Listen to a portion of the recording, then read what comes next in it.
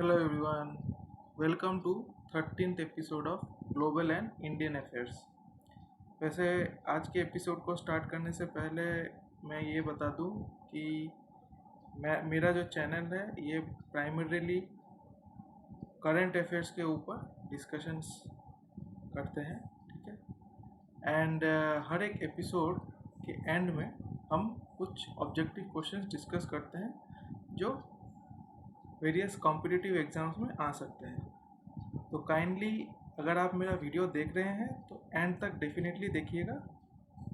अगर आप किसी कॉम्पिटिटिव एग्ज़ाम में नियर फ्यूचर में अपीयर करेंगे तो डेफिनेटली मेरे वीडियो को एंड तक देखिएगा, ठीक है। तो चलिए आज के एपिसोड को स्टार्ट करते हैं। आज का जो एपिसोड है वो है वीकेंड फोकस जो सीरीज़ है उसका 3rd एपिसोड, बट ओवरऑल जो प्रोग्राम है उसका 13 एपिसोड। तो चलिए सबसे पहले इवेंट पे जाते हैं। सबसे पहला जो इवेंट है वो है वर्ल्ड माइग्रेटरी बर्थडे 2023, ठीक है। 13th में यानी आज के दिन वर्ल्ड माइग्रेटरी बर्थडे ऑब्जर्व किया गया। अभी वर्ल्ड माइग्रेटरी बर्थडे जो है साल में 2 बार सेलिब्रेट किया जाता है, usually on the second Saturday in May and October, ठीक है। तो ये याद रखिएगा कि world migratory bird day second Saturday in May and October observe किया जाता है, ठीक है। इसका कोई डेफिनेट डेट नहीं है, बट ये एवरी मंथ के साल के जो 2 महीने हैं उन मंथ्स के सेकेंड सैटरडे में ऑब्जर्व किया जाता है। वो 2 महीना कौन सा है? मई एंड अक्टूबर, ठीक है। इस साल 2023 में 13th में एंड 14th अक्टूबर को ये चीज़ ऑब्जर्व किया जाएगा, ठीक है। ये डे वर्ल्ड माइग्रेटरी बर्थडे को ऑब्जर्व किया जाएगा इस साल। कब कब? 13th में एंड 14th अक्टूबर। तो क्वेश्चंस कैसे बन जाते हैं इससे? पहला क्वेश्चन ये है कि वर्ल्ड माइग्रेटरी बर्थडे साल में कितना बार सेलिब्रेट होता है? तो साल में 2 बार। कब सेलिब्रेट होता है? Second Saturday of May and October. 2023 में कौन से डेट्स पे वर्ल्ड माइग्रेटरी बर्थडे सेलिब्रेट किया जाएगा या गया था? 13th में, 14th अक्टूबर, ठीक है। इसको हम कर देते हैं टिक। The aim is to raise awareness and emphasizes the importance of protecting migratory birds and their habitats, ठीक है। माइग्रेटरी बर्ड्स और उनके हैबिटेट्स को प्रोटेक्ट करने के लिए, लोगों में अवेयरनेस बढ़ाने के लिए इस डे को ऑब्जर्व किया जाता है। World migratory birthday with focus on theme water and its importance for migratory birds.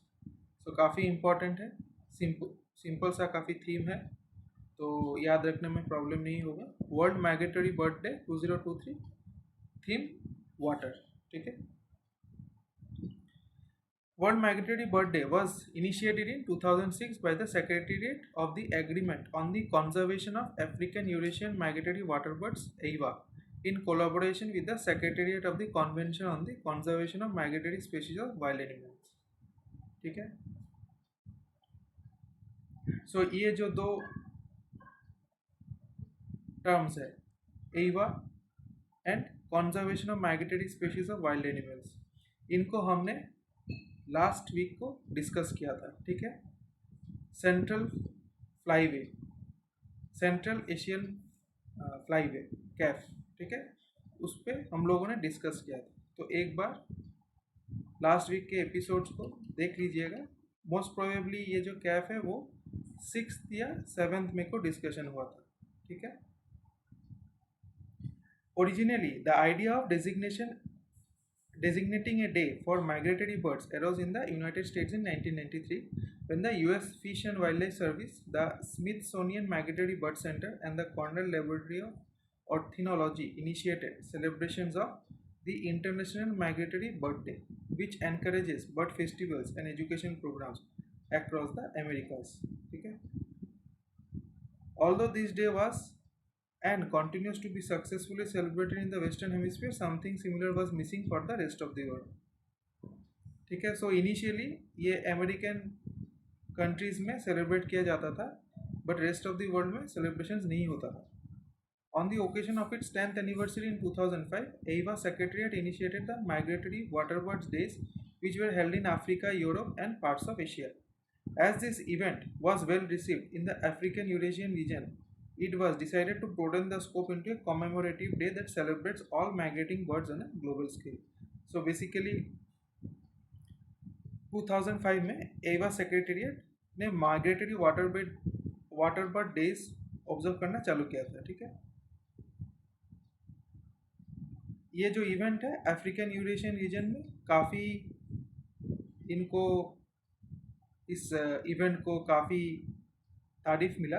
ठीक है, तो जिसके वजह से उन्होंने सोचा कि इसका जो स्कोप है उसको थोड़ा सा ब्रोडन किया जाए, मतलब बढ़ा दिया जाए. ठीक है, the very first world migratory bird day was launch by एवा and CMS on the weekend of 8-9 April 2006 on Miss Kuki Gallmann's famous wildlife reserve Ol Ari नियरो in लाइकिपिया Kenya. ठीक है, तो ये एक देखिए जीके का क्वेश्चन बन जाता है. सो जनरल नॉलेज का क्वेश्चन है. हाँ, ये करंट अफेयर्स का क्वेश्चन है. सो ओले एरी नियरो कहाँ पे है? लाइकिपिया केनिया में. ठीक है, central event at the launch called Wings was inspired by the phenomenon of bird migration and was attended by a number of international parties on the worlds of art, business and conservation. Since then, WMBD has been celebrated annually and has been growing in popularity each year. The global campaign continues to be organized centrally from Bonn, Germany by the CMS and EVA secretariats. So, ये जो campaign है बॉन Germany से organise होता है bye CMS and EVA. ठीक है, on 26 October 2017, in the margins of the CMS COP12 in Manila, Environment for the Americas, Convention on Migratory Species CMS, and the Agreement on the Conservation of African Eurasian Migratory Waterbirds, announced an innovative partnership to increase the awareness of the plight of migratory birds around the world. The new partnership formally united two of the world's largest bird education campaigns, International Migratory Bird Day and World Migratory Bird Day, in a bid to strengthen the global recognition and appreciation of migratory birds and highlight the urgent need for the conservation. Starting in 2018, the new joint campaign adopted the single name of World Migratory Bird Day. So कब से World Migratory Bird Day, ठीक है, as a campaign observe किया जा रहा है या फिर एज ए डे सेलिब्रेट किया जा रहा है सिंस 2018. इसके पहले जो हम लोगों ने डिस्कस किया वो बेसिकली उसका हिस्ट्री था कि कैसे in different parts of the world अलग अलग इवेंट्स हो रहे हैं. ठीक है, रिगार्डिंग ये माइग्रेटरी बर्ड्स को लेके और उनके हैबिटेट्स को बचाने को लेके. ठीक है, सो ये है वर्ल्ड माइग्रेटरी बर्ड डे का लोगो. चलते हैं नेक्स्ट इवेंट पे. The survey report on data governance quality index conducted by the Development Monitoring and Evaluation Office DMEO under Niti Aayog. ठीक है, to assess different ministries departments performance on the implementation of central sector scheme and centrally sponsored scheme was released. So ये एक survey report है जो data governance quality index है जिसका नाम है, कॉन्डक्ट किसने किया था? Development monitoring and evaluation office under NITI Aayog. सो एक क्वेश्चन आ सकता है कि recently which of the following organisations release the survey report on data governance quality index. ठीक है, वो है DMEO. Ministry of port shipping and waterways MOPSW secured the second position among 66 ministries in the highly influential data governance quality index assessment of Q3 2022-2023. So ministry of port shipping and waterways को second position मिल गया है. अच्छा, बाकी जो positions है, ठीक है, उसके बारे में कोई चर्चा मुझे अभी तक तो नहीं मिला है. फ्यूचर में मिलता है तो मैं डेफिनेटली ऐड कर दूंगा. और हाँ, आपको बता के रखता हूँ कि नेक्स्ट वीक हमारा जो first issue of global and Indian affairs का PDF मैगज़ीन, ठीक है, वो रिलीज़ होने वाला है.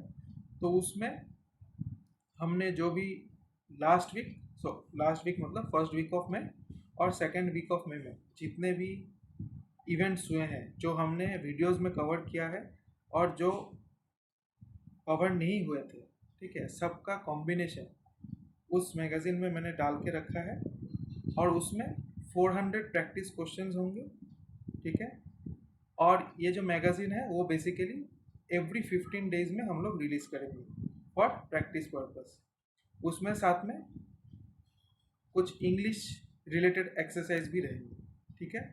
तो आप अगर इंटरेस्टेड हैं या पढ़ना चाहते हैं तो डेफिनेटली मुझे कमेंट्स पे बताइएगा, फिर accordingly we will get in touch, ठीक है। अच्छा, the DGQI assessment encompasses 6 pivotal themes including data generation, data quality, use of technology, data analysis, use and dissemination, data security and HR capacity and case studies, ठीक है। ये third line उतना important नहीं है, first line definitely याद रखिएगा, second line तो mandatorily याद रखिएगा। DMEO नीति आयोग के डायरेक्टर जनरल कौन है? संजय कुमार। तो ये है संजय कुमार। DMEO हेडक्वार्टर कहाँ पे है? न्यू दिल्ली, ठीक है। एक चीज़ जो मुझे पता चला कि DMEO के जो डायरेक्टर जनरल है उनका जो अथॉरिटी है it is similar to being an union minister, ठीक है। सो इतना उनके पास अथॉरिटी है, ठीक है। DMEO फाउंडेड 18 सितंबर 2015, ठीक है। चलिए नेक्स्ट इवेंट पर बढ़ते हैं। इन उत्तराखंड ए 4-day मिलेट फेस्टिवल श्री अन्न महोत्सव, सो मिलेट जो है उसको हिंदी में श्री अन्न बोला जाता है, ठीक है। Began in Dehradun, so Dehradun में या उत्तराखंड में 4-day मिलेट फेस्टिवल हुआ है to create public awareness about the health benefits of coarse grain and deliberate on the state's potential to grow the crop in this category, ठीक है। सो क्वेश्चन ऐसा आ सकता है कि recent in which of the following states या in which of the following cities a 4-day millet festival was organized to create public awareness about the health benefits of coarse grain and deliberate on the state's potential to grow the crop in this category, ठीक है। 4-day deliberations are aimed at attracting more and more people towards millet production which is to be doubled by 2025। so currently जो target है millet production को 2025 तक double करना है, ठीक है। State government has made an arrangement of rupees 73 crore rupees in this financial year for the promotion of millets। So Uttarakhand का जो स्टेट गवर्नमेंट है उन्होंने 73 करोड़ रुपीस का बजट रखा है, ठीक है, for the promotion of millets, ठीक है। बाकी लास्ट लाइन थोड़ा सा पढ़ लीजिएगा, तो जो मैंने हाईलाइट किया है वो थोड़ा सा इम्पोर्टेंट है, ठीक है, याद रखना पड़ेगा हमको। नेक्स्ट इवेंट पे चलते हैं। Union power and NRE minister Shri R K. Singh chaired a meeting with industry and other stakeholders in new Delhi on green energy open access rules. अच्छा, green energy open access rules, ठीक है। So government had notified electricity promoting renewable energy through green energy open access. So ये एक rule पास किया था last year government ने। तो अगर आप चाहते हैं कि इसके बारे में मैं डिस्कस करूं तो मुझे डेफिनेटली कमेंट्स पे बताइएगा। फिलहाल इस वीडियो में हम लोगों ने डाला नहीं है या फिर हम लोग डिस्कस नहीं करेंगे क्योंकि वीडियो का लेंथ बढ़ जाएगा, ठीक है। तो उसको सेपरेटली हम लोग डिस्कस कर सकते हैं। In order to further accelerate India's ambitious renewable energy programmes. So ये जो electricity green energy open access rules है वो बेसिकली जो इंडिया का रिन्यूएबल एनर्जी प्रोग्राम है उसको फर्दर बढ़ावा देने के लिए पास किया गया था, ठीक है।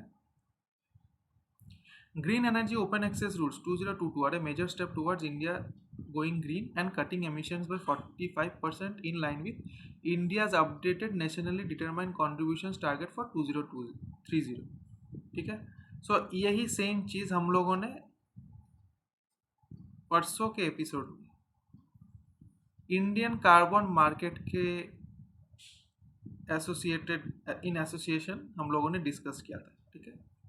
सो काफ़ी इम्पॉर्टेंट गोल है, तो इसको थोड़ा सा ध्यान में रखिएगा कि cutting emissions by 45% of the GDP with India's updated nationally determined contribution target for 2030। तो 2030 तक ये जो 45% का टारगेट है उसको रीच करना है, ठीक है।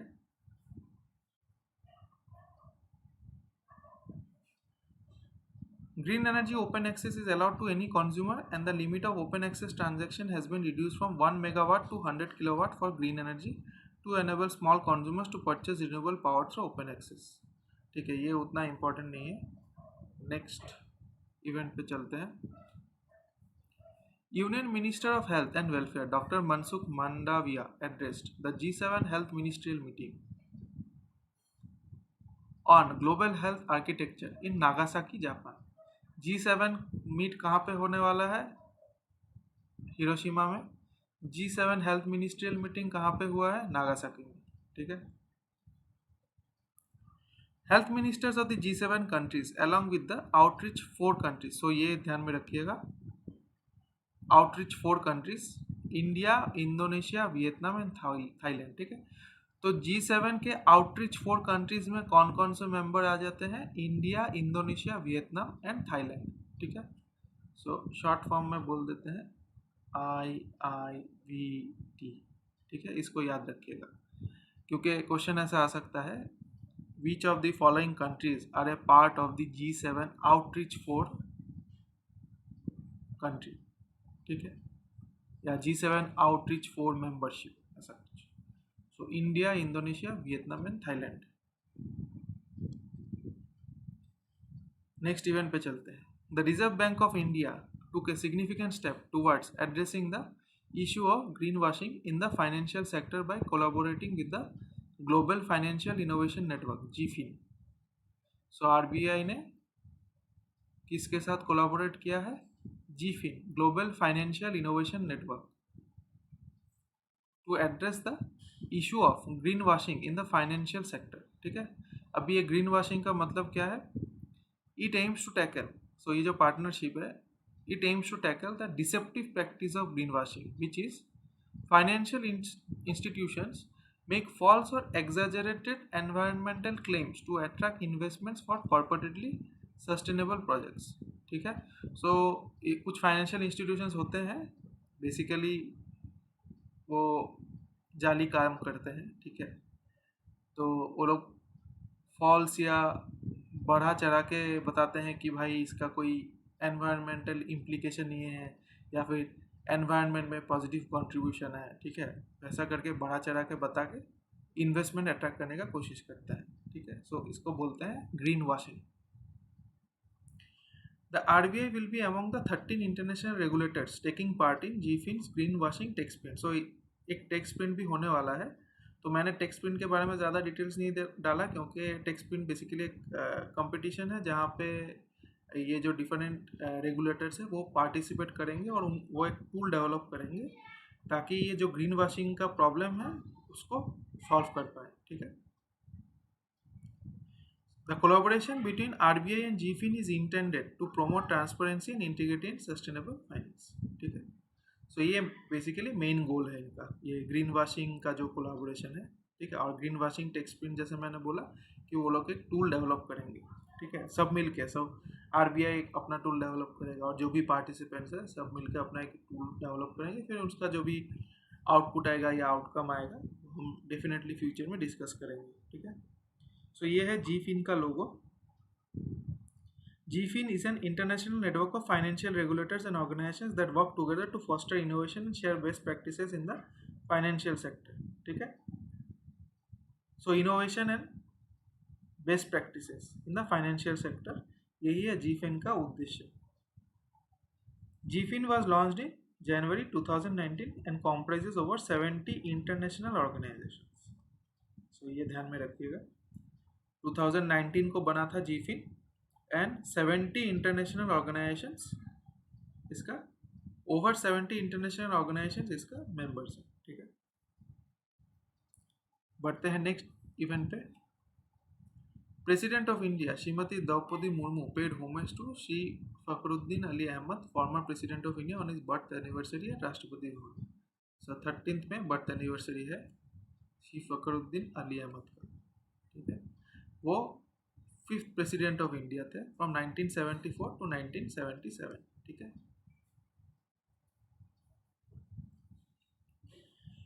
नेक्स्ट इवेंट पे चलते हैं। Ministry of home affairs will organise G20 conference on crime and security in the age of non fungible tokens NFTs, artificial intelligence and metaverse on 13th and 14th July this year in Gurugram, Haryana. काफ़ी important है। G20 conference on crime and security in the age of non-fungible tokens, artificial intelligence and metaverse कब organise होगा? 13-14 जुलाई। कहाँ पे organise होगा? गुरुग्राम, हरियाणा। अच्छा, यहाँ पे जो भी टेक्निकल टर्म्स है ना, नॉन फंजिबल टोकन, एआई तो पता ही होगा आपको, मेटावर्स भी पता ही होगा। नहीं पता है तो डेफिनेटली कमेंट पे बताइए, और बताइएगा कि क्या मैं ये जो भी मैं टेक्निकल टर्म्स मिस कर जा रहा हूँ उनको क्या सेपरेटली वीडियो में डिस्कस करना है या नहीं। ठीक है। अच्छा, इसका सेकंड लाइन आप थोड़ा पढ़ लीजिएगा। नेक्स्ट इवेंट पे चलते हैं। In a first of its kind for the state of Nagaland, two film personalities, Miss Kivini Shohei and Miss Andrea Kevichusa, will be representing Nagaland at the prestigious Cannes Festival. ठीक है, Cannes film festival 2023। So Cannes film festival कहाँ पे होता है? Cannes, France. ठीक है। Recently वो palm दी और अवार्ड जो है उसके बारे में हम लोगों ने बात किया था, जो माइकल डोगलस को मिलेगा। ठीक है। और मिस किविनी शो है एंड मिस एंड्रिया केवीचुशा। ठीक है। किविनी शो है, मिस एंड्रिया केवीचुशा, ये जो है ये बेसिकली नागालैंड स्टेट को रिप्रेजेंट करेंगे एट दिस इवेंट। ठीक है। एंड्रिया केवीचुशा जो है वो एक्चुअली अनेक जो मूवी था जो नेटफ्लिक्स पे रिलीज हुआ था, उन्होंने वहाँ पे एक्टिंग किया है। ठीक है। अगर आपने अनेक देखा है तो देखा ही होगा एक्ट्रेस को, और अगर आपने देखा है नेटफ्लिक्स में तो कमेंट पे ज़रूर बताइए। ठीक है, ये मूवी आपने देखा है कि नहीं। बस फिलहाल अभी के लिए ये दो नाम याद रखिएगा, किविनी शो है, Andrea Kevichusa, to represent Nagaland at Cannes festival. Nagaland के सीएम कौन है? नेफ्यू रियो। नागालैंड के गवर्नर कौन है? ला गणेशन। कैपिटल क्या है? कोहिमा। ठीक है। नेक्स्ट इवेंट पे चलते हैं। First ministerial meeting of the India European union trade and technology council will be held, अभी तक हुआ नहीं है, will be held in Brussels on 16 में, मतलब आज 13, 14, 15, 16 ट्यूसडे के दिन। ठीक है। सो कहाँ पे होगा? ब्रुसेल्स में। बाकी ये आप थोड़ा सा पढ़ लीजिएगा, इस पर ज़्यादा कुछ इम्पोर्टेंट है नहीं वैसे। नेक्स्ट लाइन पे चलते हैं, नेक्स्ट इवेंट पे चलते हैं। Union minister of state for finance Bhagwat Karad virtually address the 13th banking and finance conference of the Indian merchant chamber in Mumbai. So 13th banking and finance conference of the Indian merchant chamber कहाँ पे हुआ था? मुंबई में। ठीक है। Theme क्या था? Harnessing banking and finance to drive India's growth. Next event पे चलते हैं। Bangladesh hosted the 6th Indian Ocean Conference held between May 12-13 in Dhaka. Very important. 6th Indian Ocean Conference कहाँ पे हुआ है? ढाका में। Theme of this year's conference was Peace, Prosperity and Partnership for a Resilient Future. ठीक है। Due to the post-COVID situation and the ongoing Russia-Ukraine war.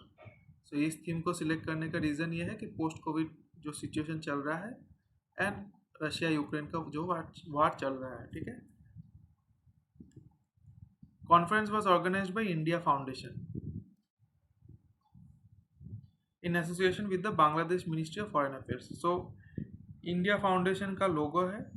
ठीक है। ये न्यू दिल्ली में है, बट इसका जो फर्दर डिटेल्स है, जैसे कौन हेड करते हैं, ये सब के बारे में एक्चुअली मुझे उतना कुछ मिला नहीं। ठीक है। इसीलिए मैं दे नहीं पाया। लोगो मिला, मैंने लोगो डाल दिया, और ये हेडक्वार्टर है न्यू दिल्ली में। Indian ocean conference was started in 2016। ठीक है। सो इसको ध्यान में रखिएगा, Indian ocean conference was started in 2016। बाकी जो भी लाइंस मैं मार्क नहीं करता हूँ उनको एक बार रीड ज़रूर कीजिएगा वीडियो को पॉज करके। ठीक है। ऐसा हो सकता है कि शायद मैं वीडियो का लेंथ नहीं बढ़ाने के लिए मिस कर जा रहा हूँ, बट उसमें कुछ इम्पॉर्टेंट फैक्ट्स हैं जो आपके लिए इम्पॉर्टेंट हो सकते हैं, because at the end of the day exam तो आप ही को देना है ना। आपके जितना स्कोर्स बेटर होंगे उतना ही आपके लिए अच्छा होगा। नेक्स्ट इवेंट पे बढ़ते हैं। Ministry of new and renewable energy organised a workshop on bio energy for sustainable development case studies and best practices in new Delhi in association with UNIDO, United Nations Industrial Development Organization and Global Environment Facility। ठीक है, सो ये ध्यान में रखिएगा। So question वैसे ही आ सकता है कि bio energy for sustainable development के स्टडीज एंड बेस्ट प्रैक्टिसेस कहाँ पर ऑर्गेनाइज हुआ था? न्यू दिल्ली में। किसने किया था? UNIDO, global environment facility and ministry of new and renewable energy. ठीक है, सो सेकेंड और थर्ड लाइन थोड़ा पढ़ लीजिएगा आप, बाकी फैक्ट्स जो हैं उस पर चलते हैं। यूनिडो के डायरेक्टर जनरल है जर्ड मुलर, ये हैं जर्ड मुलर। यूनिडो का हेडक्वार्टर है वियना, ऑस्ट्रिया में। UNIDO founded on 17 November 1966। UNIDO के मेंबर कितने हैं? 171। ठीक है, जेफ के सीईओ एंड चेयरपर्सन कौन है? Carlos Manuel Rodriguez. अगर जेफ का लोगो देखें तो यहाँ पे देखिए, ये basically united nations environment programme के अंदर आ जाता है। ठीक है, जेफ का हेडक्वार्टर कहाँ पे? Washington DC. And GEF founded on 1992 on the eve of Rio earth summit. ठीक है, चलते हैं नेक्स्ट इवेंट पे। Elon Musk named Linda Yaccarino as Twitter's new CEO who was holding the position of the ad sales chief at NBC Universal। so ये है Linda Yaccarino. ठीक है, very important question, काफ़ी सिंपल होगा इससे कि who has been recently appointed as the CEO of Twitter, Linda Yaccarino. Next event पे चलते हैं। RBI launched 100 days 100 pays campaign for return of unclaimed deposits. Campaign aims to direct banks to trace and settle the top 100 unclaimed deposits of every bank in every district of the country within 100 days। So basically इस claim में क्या बोल रहा है RBI कि जो भी banks है उनके जो टॉप 100 अनक्लेम डिपॉजिट्स है वो बेसिकली हर डिस्ट्रिक्ट में बेसिकली वो ट्रेस करना है एंड उसको सेटल करना है। ठीक है, क्योंकि ऐसा होता ही है कि डिपॉजिट्स रह जाते हैं एंड कोई उनका क्लेम नहीं करने आता है because may be due to death, और मे बी किसी को पता ही नहीं होता, मतलब डेथ होने के बाद पता ही नहीं है किसी को कि इतना किसी आदमी का डिपॉजिट था।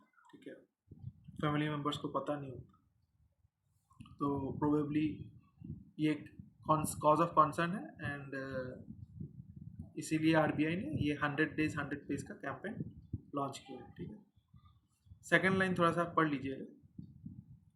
बढ़ते हैं नेक्स्ट इवेंट पे। Export lender Exim bank announce is plan to raise up to record $4 billion in financial year 2023-2024 for extending trade and finance term loans। ठीक है, सो क्वेश्चन आ सकता है कि रिसेंटली एक्सिम बैंक ने कितना कैपिटल रेज करने का बात बोला है for financial year 2023-2024 for extending trade and finance term loans. ठीक है, $4 बिलियन। बाकी second point, third point, fourth point, fifth point, six point, ठीक है, ये सारे पॉइंट्स थोड़ा सा वीडियो को पॉज करके पढ़ लीजिएगा। बेसिकली ये एक्सिम बैंक के परफॉर्मेंस के ऊपर डिस्कस किया गया है। मुझे नहीं लगता यहाँ से कुछ क्वेश्चंस आने का प्रोबेबिलिटी है। बाकी जहाँ जहाँ से क्वेश्चंस आ सकता है वो पॉइंट्स में आपको हाईलाइट करके बता देगा। एक्सिम बैंक के मैनेजिंग डायरेक्टर कौन है? मिस हर्षा बंगारी। हेडक्वार्टर मुंबई में है। Exim bank founded 1982।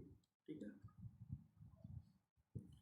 सो ये है एक्सिम बैंक का लोगो और ये है हर्षा बंगारी। नेक्स्ट इवेंट पे चलते हैं। According to all India consumer price index data released by national statistical office, ministry of statistics and programme implementation, India's retail inflation based on CPI decreased to 4.7% in April 2023 from 5.66% in March 2023। So 4.7% हो गया है अभी, पहले 5.66% था। ठीक है, मार्च 23 में, सो कम गया है basically. Due to lower food and fuel prices. So ये पहला लाइन बहुत ही इंपॉर्टेंट है, इसको एकदम दिमाग में सेट कर लीजिए। अगर आ गया एग्जाम में तो ये पहला लाइन तो डेफिनेटली आएगा, ठीक है। और एक चीज़ हुआ है, और एक रिपोर्ट रिलीज हुआ है, वो है इंडियाज इंडस्ट्रियल प्रोडक्शन ग्रुप, ठीक है, which fell to a 5-month low of 1.1% in March 2023 according to government data released. For fiscal 2022-23, the growth in IIP works out to be 5.1%, down from 11.4% in the preceding year. ठीक है. The poor performance of power and manufacturing sector was primarily responsible for this decline. So power and manufacturing sector जो है उन्होंने कुछ खास प्रदर्शन नहीं किया है, तो इसीलिए 5.1% डाउन हो गया है फ्रॉम 11.4%, ठीक है। बाकी ये पॉइंट्स जो है थोड़ा सा पढ़ लीजिएगा, ठीक है। वीडियो का लेंथ ऑलरेडी 30 मिनट्स पे आ गया है, तो इसीलिए मैं लेंथ को ज़्यादा स्ट्रेच नहीं करना चाहता। All India football federation will celebrate June 23rd the birthday of legendary player Pradeep Kumar Banerjee, India's captain in the 1960 Rome Olympics and popularly known as PK, as AIFF Grassroots Day to promote the sport throughout the country. Very important, AIFF Grassroots Day कब observe किया जाएगा? जून 23rd को। किसको commemorate करने के लिए, किसके remembrance में ऑब्जर्व किया जाएगा? प्रदीप कुमार बैनर्जी। वेरी इंपॉर्टेंट, ठीक है, इसको डेफिनेटली दिमाग में एकदम सेट कर लीजिए। अच्छा, बाकी जो पॉइंट्स है उसको थोड़ा सा पढ़ लीजिएगा। बेसिकली प्रदीप कुमार बैनर्जी के ऊपर डिस्कस है, ठीक है, और विजन 2047 जो गवर्नमेंट का रोड मैप है उसके ऊपर थोड़ा सा डिस्कशन है। बढ़ते हैं नेक्स्ट इवेंट पे। The 5th Global Ayurveda Festival GAF will take place in Thiruvananthapuram from December 1st to 5th, with a focus on showcasing Ayurveda's enormous potential to address the health challenges facing the modern world and providing a platform for international networking of Ayurveda practitioners and stakeholders. So 5th Global Ayurveda Festival कहाँ पे होगा? थिरुवनंतपुरम में, ठीक है। अच्छा, इसको छोड़ के कुछ अदर फैक्ट्स। केरला के चीफ मिनिस्टर कौन है? पिनरई विजयन। केरला का कैपिटल तिरुवनंतपुरम। केरला का गवर्नर आरिफ मोहम्मद खान, ठीक है। बाकी जो भी मैंने मार्क नहीं किया है थोड़ा सा पढ़ लीजिएगा वीडियो को पॉज करके। अच्छा, यहाँ पे एक थीम को डिस्कस कर लेते हैं। Emerging challenges in health care and A resurgent Ayurveda, ये है थीम, ठीक है, गैफ 2023 का। यशस्वी Jaiswal of Rajasthan Royals set a new record by scoring the fastest 50 in IPL history, achieving this feat in just 13 balls against Kolkata Knight Riders at Eden Gardens. So यशस्वी जायसवाल जो है उन्होंने 13 ball में 50 run score कर दिया है IPL में, ठीक है, तो वो हिस्ट्री बन गया है अभी। And it was also the second fastest 50 in T20 format, ठीक है। सो ये T20 फॉर्मेट में सेकंड फास्टेस्ट 50 है। पहले युवराज सिंह ने किया था, जो 12 बॉल में 50 रन उन्होंने स्कोर किया था इंग्लैंड में, ठीक है। Sportswear retailer Puma has appointed Kartik Balagopalan is the new managing director of Puma India. नाम याद रख लीजिएगा, Kartik Balagopalan, managing director of Puma India, ये है कार्तिक बालागोपालन। नेक्स्ट इवेंट पे चलते हैं। As a part of the national initiative for communicating India's scientifically validated traditional knowledge to the society branded as Swastik, Scientifically Validated Societal Traditional Knowledge, CSIR NISCPR hosted the first meeting of the Water Ecology and Environment Subcommittee chaired by Professor B.N. Jagatab, ठीक है, in IIT Bombay. सो स्वास्तिक का full form definitely याद रखिए, scientifically validated societal traditional knowledge, स्वास्तिक का logo, ठीक है। और इवेंट का नाम क्या था? वाटर इकोलॉजी एंड एनवायरनमेंट सब कमिटी, ठीक है, first meeting of the water ecology and environment सब कमिटी, और इसके चेयर कौन है? Professor B.N. जगता, ठीक है। सेकेंड लाइन थोड़ा सा पढ़ लीजिएगा। बेसिकली स्वास्तिक क्या है उसके बारे में डिस्कस किया गया है। नेक्स्ट इवेंट पे चलते हैं। Prime Minister launched Mission Amrit Sarovar on 24 April 2022 with a view to conserve water for the future.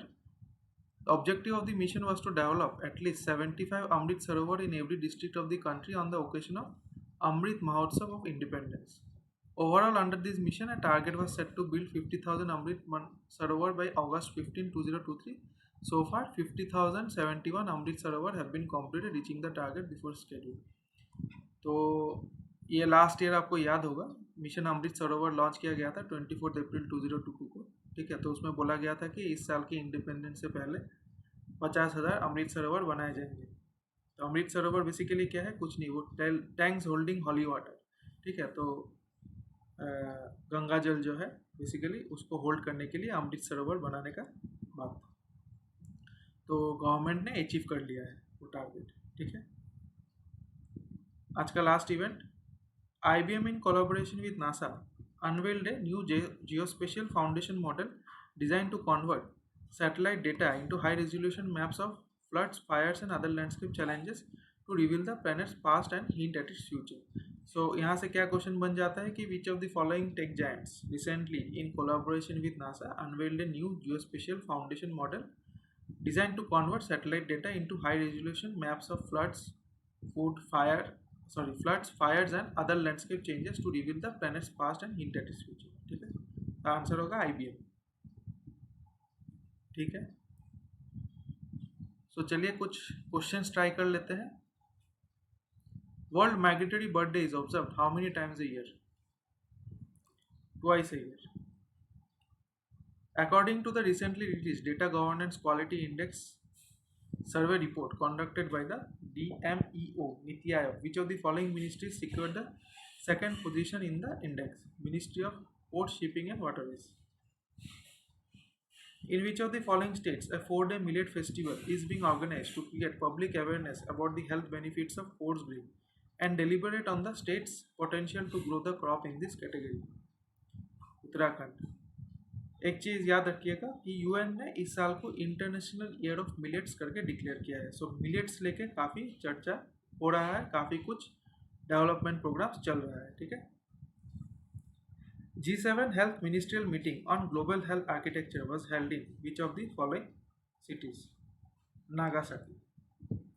With which of the following organizations has the RBI recently decided to collaborate to address the issue of greenwashing in the financial sector? GFIN. Who among the following was the 5th president of India? Fakhruddin Ali Ahmad. Pranab Mukherjee जो है वो 13th president है, ठीक है। मैं काम करता हूँ, थोड़ा सा लिख देता हूँ। प्रणब मुखर्जी जो है वो है 13th, जाकिर हुसैन जो है वो है 3rd, शंकर दयाल शर्मा जो है वो है 9th, ठीक है।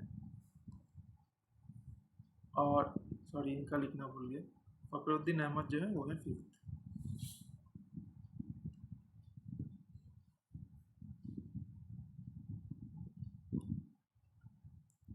चलते हैं नेक्स्ट क्वेश्चन पे।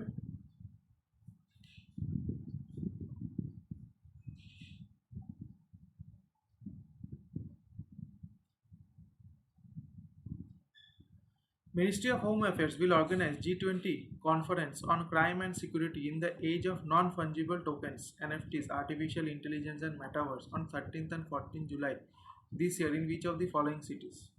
Gurugram. Who among the following was recently selected by the government of Nagaland to represent the state at the prestigious Cannes Festival?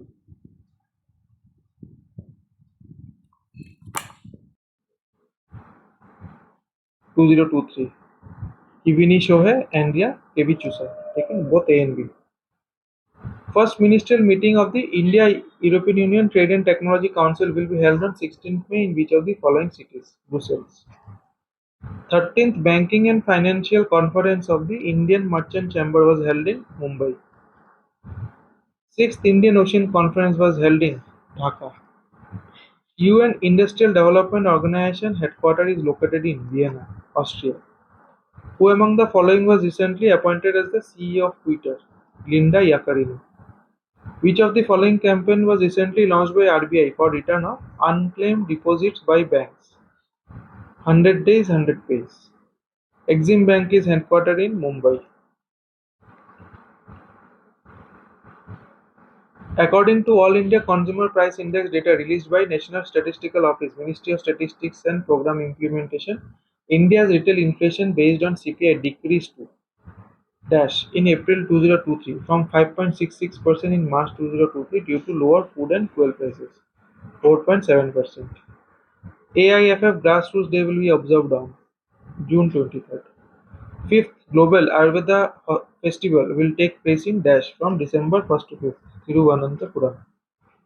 Yashasvi Jaiswal recently set a new record by scoring the fastest 50 in IPL history, achieving this feat in just 13 balls.